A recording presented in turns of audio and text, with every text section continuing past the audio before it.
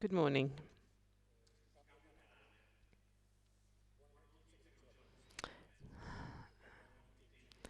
We're going to change dramatically in terms of subject being dealt with. I deal with healthcare systems and organization issues. Well, maybe you don't agree with me, but I believe that according to many, medicine just lies with the doctor face with the patient doing his or her best with the best available technology. Well, this is a bit of a stereotype vision because, as a matter of fact, there are many other things that are to be considered when we consider medicine, and very much depends on the culture of the patient, on the culture of the doctor, and the healthcare systems where the patient and the doctor are located. So, in the case of a patient, for example, the situation is different whether he with the same disease is treated in a healthcare system, is in the hospital, for example, in a whole people home, in a emergency room. So the thing is to understand what is the best setting to be treated. In Italy, chronic patients with light diseases in 50% of the cases are overtreated in that they are given much more treatment than what is actually required. So at times they are beneficially of useless, if not noxious treatment, and the other half of the patient are undertreated or not even treated. This pretty much depends on the organizational model prevailing or used in the area where the patient gets sick. So the environment is much more telling that the competence of the patient. When we have an over 70 lady being admitted to the emergency room with 5 different diseases, well, the emergency doctor finds that he has a lot of problems because of the organizational structure. If that same lady is admitted to hospital, she probably will just see a worsening of her situation because we don't have enough staff, to follow such cases. And the doctor at the emergency room won't be able to tell this non-self-sufficient lady with the 5 different diseases, she cannot tell her to go back. And this is a problem what basically is a stagnation because the doctor cannot admit her to a hospital or cannot send her home and basically has no solution whatsoever. So this is not a problem that depends on the skill of the physician, on the commitment, on the efficiency or the good skills of the physician. The problem lies again with the organizational structure. This has a lot to do with the organization proper. So this is what I'm going to talk about. We shall talk about the architecture of healthcare systems wishing to provide good medicine, good medical care based on the existing resources. Obviously, we have to analyze needs first, and then we have to try and understand how to develop the architecture of systems of services to meet their requirements. We're going to cover these subjects. We'll try and understand what the emergent epidemiology is in Western countries, developed countries, the countries where we live. And then I'll try and show you that European countries faced with the same epidemiology reacted differently. Pretty much at random. Indeed, European countries are overwhelmed, and if we look at what the French, the UK did, what they did in the UK, in France, Germany, and Italy, well, we see that the reactions were very heterogeneous, and this has to lead us to understanding who got it right, or perhaps nobody got it right. But the epidemiology is so overwhelming that we cannot even frame the problem. We cannot understand what the size of the issue is. I'll try and frame this problem to look at the potential evolution of the organizational changes that are required. Now, to tackle this new epidemiology, we have to come up with completely different solutions.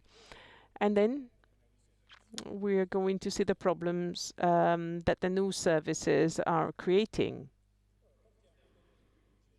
Let's move on and see step number 1, emergent epidemiology in developed countries. Well, in all such countries, 30% of the population have a chronic disease, sometimes just hypertension, diabetes, decompensation, and neuropathy. So in Italy, there are 60 million. This means that 18 people have some kind of chronic disease.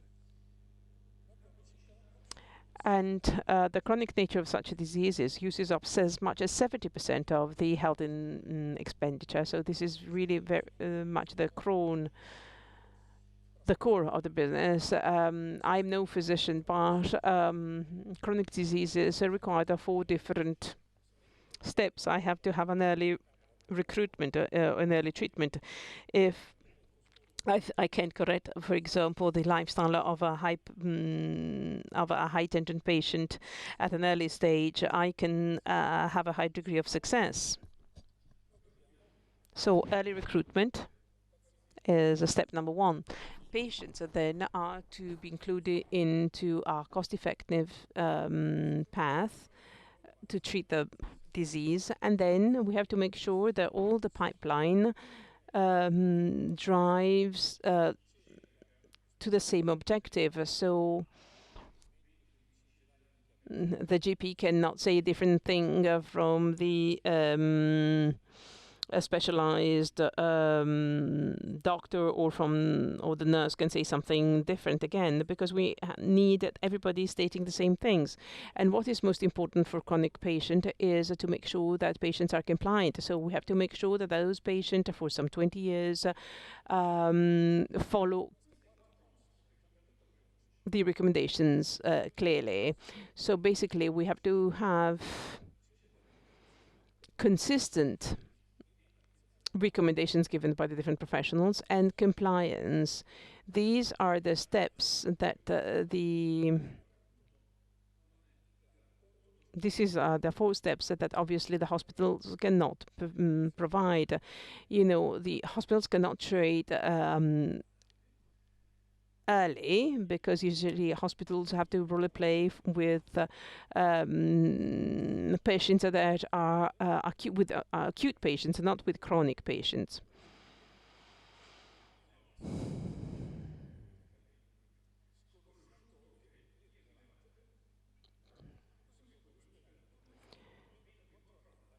And hospitals do not control if patients are compliant, if they basically follow the indications that are given to them. So again, classical medicine, i.e. hospitals, is not a solution for the overwhelming majority of cases, for those 30% of people that use up as much as 70% of the health expenditures. So 70% of the problem cannot be solved by hospitals, and this is one fast thing. Then another main feature in Europe is that 4% of the population is in need of long-term care. In Italy, 2 million, in Germany, 3 million. And this is truly a time bomb for our healthcare systems. Rome, for example, the city in Italy with the largest number of hospital beds.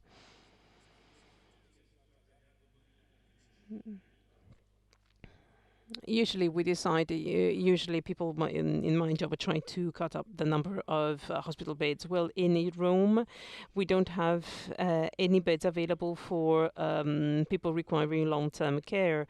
And as a matter of fact, emergency rooms, all the corridors, all the hospital beds are used up. And if you have an ambulance taking an elderly patient to the hospital, they don't know where to place it because there's no place for any patient in the hospital.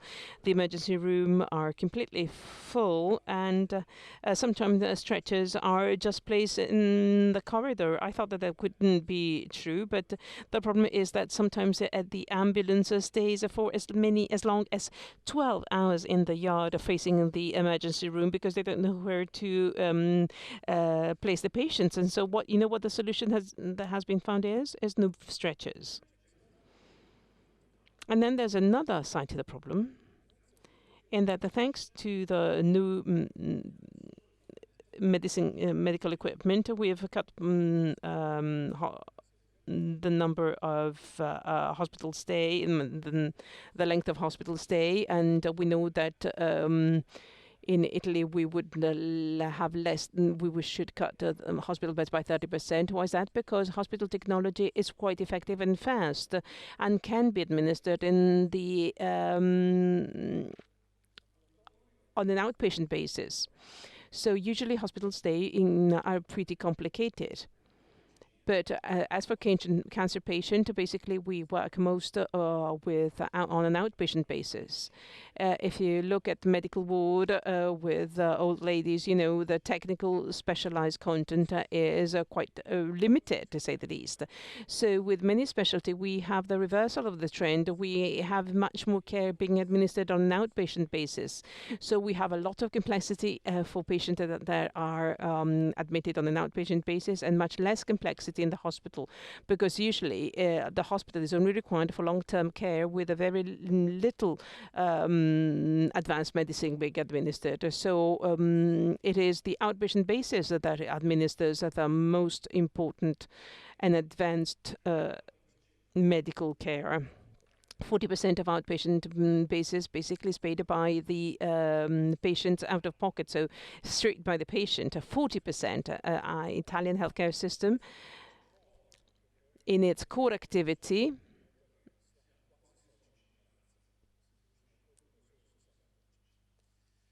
the government pays for only 60% of the services. Let's have a look at the different national situations. Now, I'm quoting the 4 countries in Europe that have more or less 60 million inhabitants, and in Germany actually there are 80 million inhabitants, and you see that the public welfare expenditure is roughly similar. In France, they spend more, the 32%. In the UK, they spend less, 26. In Italy, we spend 27, but the difference is pretty limited. Whereas there are relevant differences, in how this money is spent. So we spend basically the same amount, but in Italy, 50% of that is spent for pensions. If you look at what happens in the UK, they spend only 35% in pensions, and this is quite a relevant difference. This is the money spent on our public welfare. So we are faced with the aging population. In Italy, we give very generous pensions, and that's it, basically, because we don't provide anything else. Whereas in the UK, a completely different decision was made. The pensions are much lower. So only 35% of the public expenditure is spent on pensions, but better services are granted for people in need. In Italy, pension is given to all, whether they need it or not, whereas in England, the services are provided when they are required. So perhaps there's a greater focus on requirements in the UK, and a greater focus on earned wages in Italy. Over the past decade, we found out that with long-term care,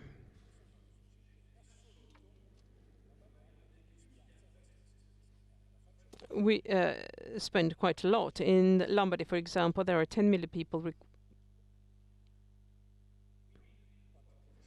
4% of 10 million is 400,000 people that require long-term care. In Italy, in Lombardy, there are 60,000 beds in old people's home. In Sicily, they have 5 million inhabitants, so they would have 3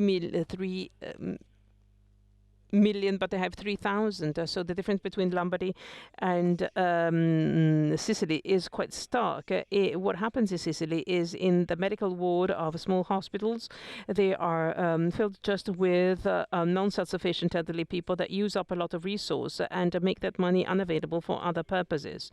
So the conclusion that we reached is that there's an enormous number of non-self-sufficient elderly people. And depending on how we manage those, we can also make money available for other requirements. So if all these people are admitted to the hospital rather than in old people homes, then no money is made available for people that require actually hospital care.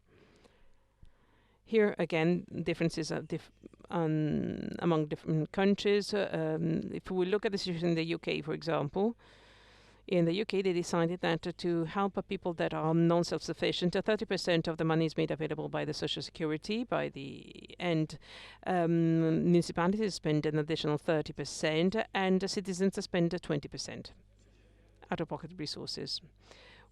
Well, if we look at what happens in Italy, you see that the municipalities basically play no role whatsoever. The expenditure for is covered by the healthcare and the social security system.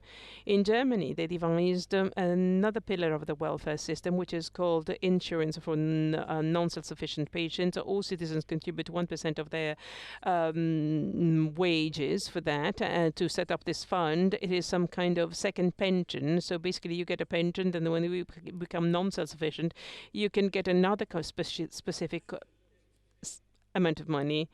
And in that case, you spend that money for long-term care with other resources being made available for hospital care.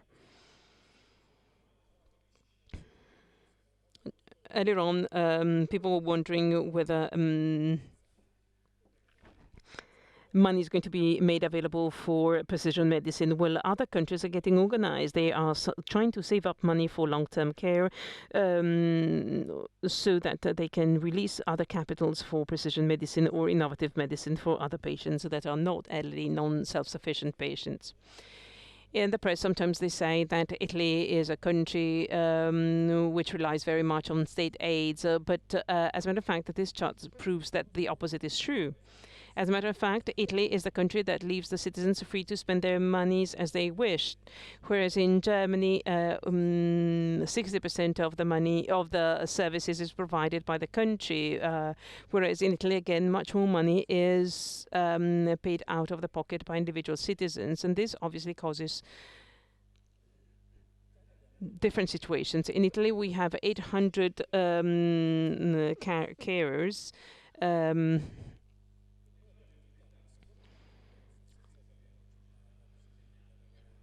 And so basically we have more carers than nurses because we left the citizens free to spend their money. I'm not saying that this is right or wrong. I'm just saying that this choice basically causes a whole set of consequences. We cannot say that Italy is a truly centralized country. We cannot say that the government is paying, is deciding for us, because this is not quite the case, again, because all citizens are left with their own individual money to decide how to spend it. Out of the over 2 million elderly people, we're trying to provide help in an undifferentiated way. We provide the same amount of money across the board. Other countries that spend more money on elderly people do not pay as much money for all. For example, in France, they decided to support only 40% of their elderly people, but they spend twice as much for them because those are the ones that are really needy. We provide the same money to all across the board in an undifferentiated way, to the rich and to the poor. So much so that we create difficult situations for the poor. In France, they decided that they would give money only to those in need, but they were going to give twice as much money. Obviously, the elderly who are rich don't get any money. The elderly who are poor get enough money to survive.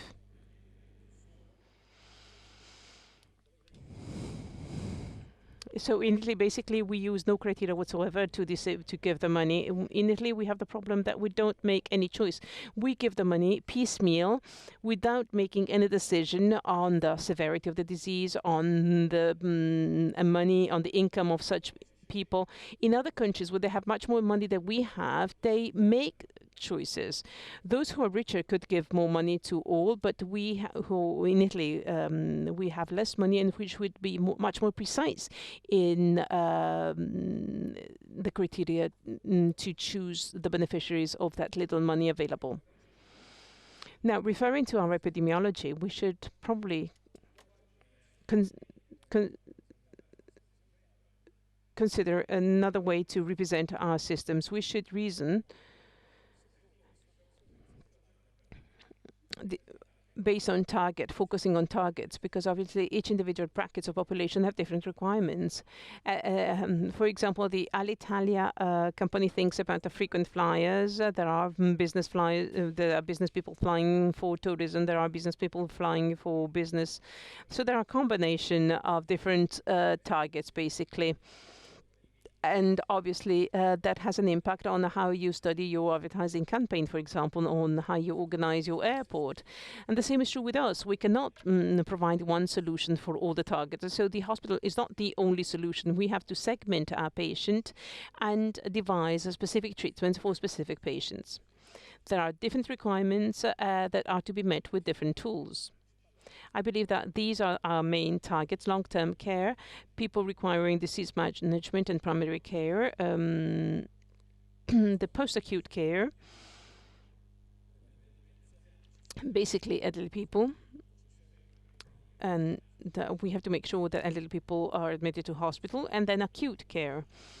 And perhaps we can have a fifth category, i.e., healthy people that we have to prevent from falling ill.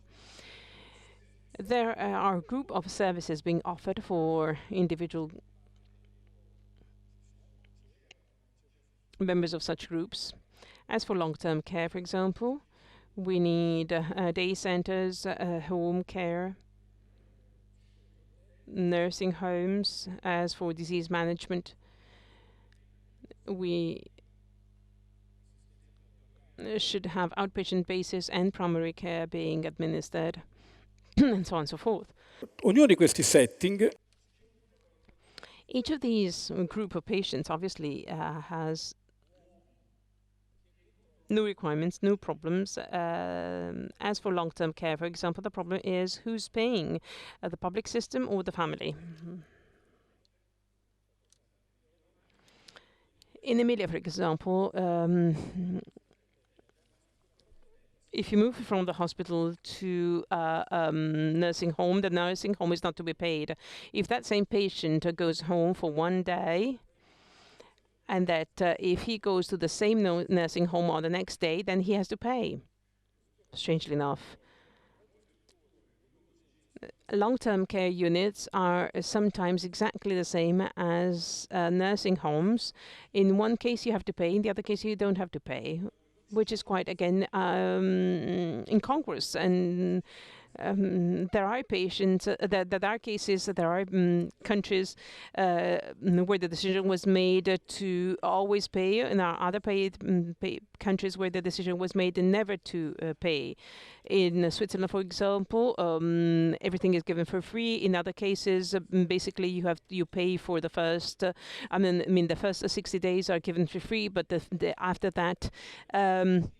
The families have to pay. So basically you have to decide on some kind of criterion, because in Italy the situation is absolutely incredible, incongruous and inconsistent. As for disease management and acute care, we have two major problems. One is given by the fact that we have to increase the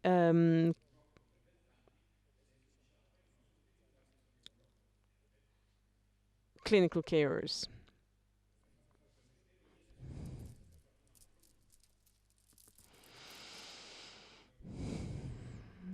Obviously, people learn what they are told to do. We have to complement clinical knowledge in the hospital with a clinical knowledge in the nursing homes. As for post-acute and subacute, subacute and post-acute, at some stage have to be moved to the nursing homes, and for acute care, for example, we know that with new hospital standards, 80% of our hospitals are dangerous because they don't have the minimum series to guarantee safety. There's a general manager in the local health unit where the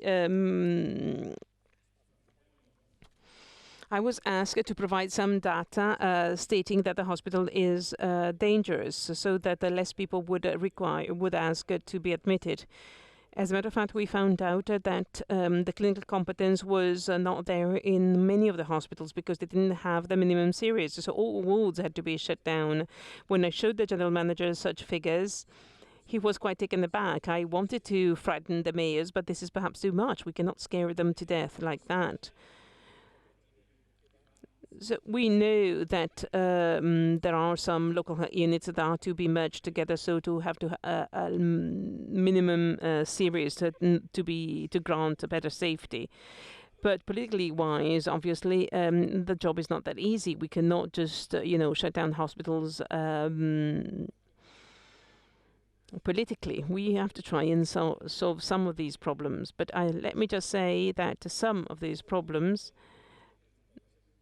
do not belong to the political agenda in our country. And this basically tells us that we cannot develop new services because we cannot even build the basic bricks to improve our system. This tells us that there's a long way before we can bring about any improvement.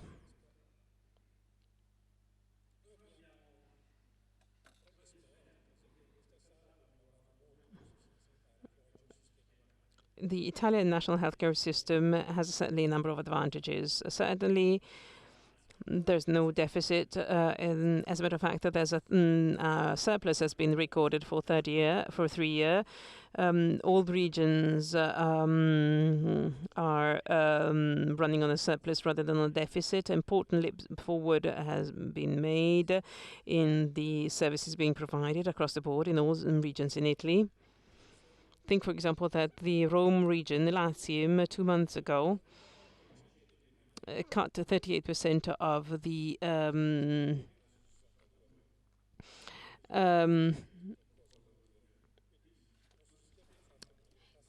the head of wards, but we haven't told anybody about such important achievements. So everybody thinks that the situation has remained unchanged. People believe that the small hospital for acute patients could be just the bulwark of their healthcare. And I believe that none of you would undergo surgery in the little hospital where they don't have the series. So those who know how things run, how things go, wouldn't go to the small hospital because they know that there's no experience there. So basically, there's mismatch between what we've done and what the people know. This certainly creates a lot of difficulties.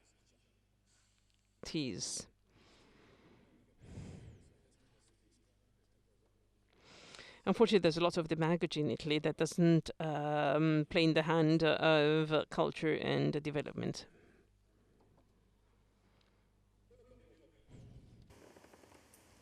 È questo. I medici salvano la vita delle persone. Doctors are there to save lives. They are perhaps a lot Gothic. There's an old US movie where a doctor was considered as lunatic, and the judge would tell him, what do you say to defend yourself? You're charged with being lunatic. And then he say, if you were before the operating theater, where your kid was being operating on, and well, you would ask me, if I were the surgeon, you would ask me to do my best. So this egotistic nature of physicians is such that usually each believes they can work in isolation, but actually the opposite is true, because teamwork is most important, and connections between the different nodes. The transitional care has to work, so you have to make sure that elderly people stay as little as possible in the hospital, and then they move on to different structures and then to long-term care units. And what we need is a seamless shift from primary care, specialized care on an outpatient basis, so as to treat a chronic patient that stays chronic for 20 years. This seamless treatment is not there in Italy, is not there anywhere in the world, because medicine is considered very much as an individual art, where any doctor basically feel like they are they have to act in complete isolation. So if I'm certain, for example, I don't talk with the GP because I belong to a different category, I belong to a different family. What we need again is better connection, is better networking among the different specialty. This is the issue. Another major issue is that we have to shift patients from one area to another rapidly. We have to make sure that patients are targeted to the right setting. Fourth major issue is that we have information being disseminated from one setting to the other, and then we have to monitor patients' compliance, as I was saying earlier on. Last slide, to solve all these problems that are the problems of organizational structures in healthcare systems across the board, there are different solutions that are very little debated, but that are to be presented quite clearly, I believe. First, we have to persuade hospital doctors that their kingdom is does not end at the end of their wards. When I tell to a doctor that they can follow up to 1,000 patients, that they have to treat many more patients, because they have to be able to reach all the patients affected by a certain disease, irrespective of those patients being admitted to the hospital or not. So your kingdom is much bigger than your ward. So your kingdom includes all the patients affected by the same disease that you can treat. In many hospitals in Italy, the discharge manager was invented, which is some kind of mechanism that from day one follows the patient and makes sure that all patients are targeted to the right settings.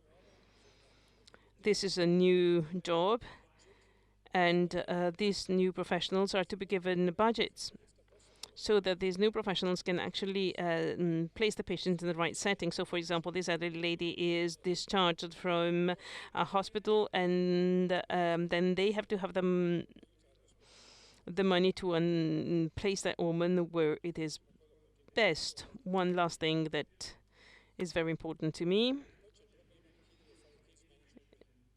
is case management of the chronic patient.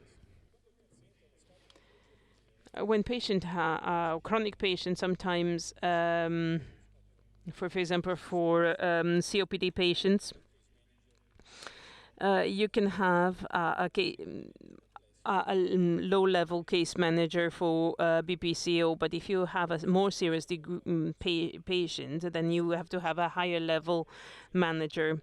If you have a patient over 70 with 5 different diseases, well, we are told that with 11 prescriptions, 5 of them are given randomly. One day the red, one day the big one, so quite randomly. Because if I have 5 diseases, probably my case manager should be a different professional.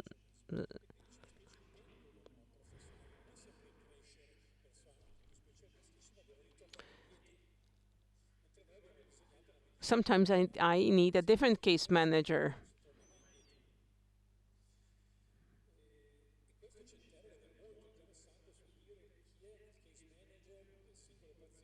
So we have to have a case manager for individual patients, considering the degree of complexity connected to each patient. Doctors are then faced with overall responsibility. I believe that doctors as a category should be divided up into two clusters. Those who believe that they have to only deal with their patients, but patients require transitional care. So those physicians should take care also of transitional care. So all doctors should feel they are part of a system and should be concerned with the whole of the system, irrespective of whether they treat a limited number of patients, but they sometimes have to educate other doctors. Sometimes they have to refer certain patients to other doctors. Because each doctor has to work as part of a network. And I believe that there's a cultural revolution which is required, so that all doctors are concerned with what happens also outside of their wards. This is something that nobody has been trained to do, so nobody is guilty about that, but we have to move forward to be consistent with the new urge that is facing us. Thank you.